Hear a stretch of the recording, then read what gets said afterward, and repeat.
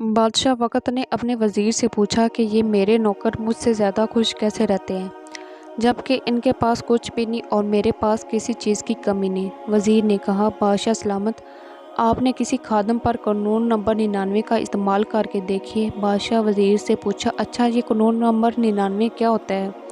उसने कहा, बादशाह सलामत, एक सराय में 99 दरम डाल कर सराय पर लिखे, इसमें तुम्हारे लिए 100 दरम हदिया है, और रात को किसी खादम के दरवाजे के सामने रख कर दरवाज़ा खटका कर छुप जाएं और फिर तमाशा देखें। बादशाह सलामत ने जैसे वज़ीर ने समझाया वैसे किया। बादशाह ने एक सराय में 99 दरम डाले और इस पे लिख दिए, ये 100 दरम तुम्हारे लिए हदिया है।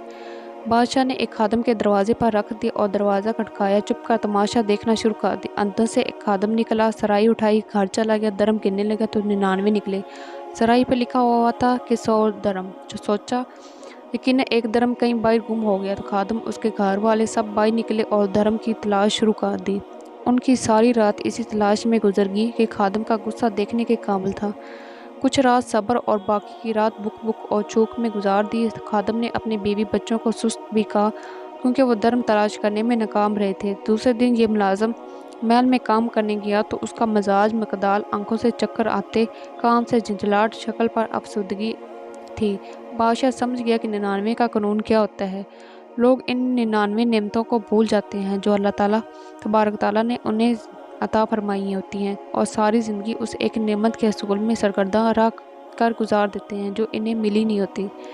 ये वाली नेमत भी अल्लाह ताला की किसी हिकमत की वजह से रुकी हुई होती है, जिसे अता कर देना अल्लाह ताला के लिए बड़ा काम नहीं हुआ करता।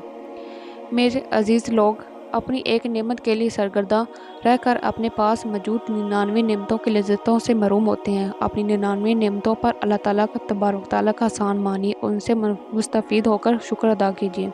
अल्लाह ताला हमें अपने शुक्रगुज़ार बंदा बना दे। अल्लाह ताला हम सब को समझने और नेक अमाल करने की तौफ़ीक अता फ़रमाए। आमीन या रब्बुल आलमीन।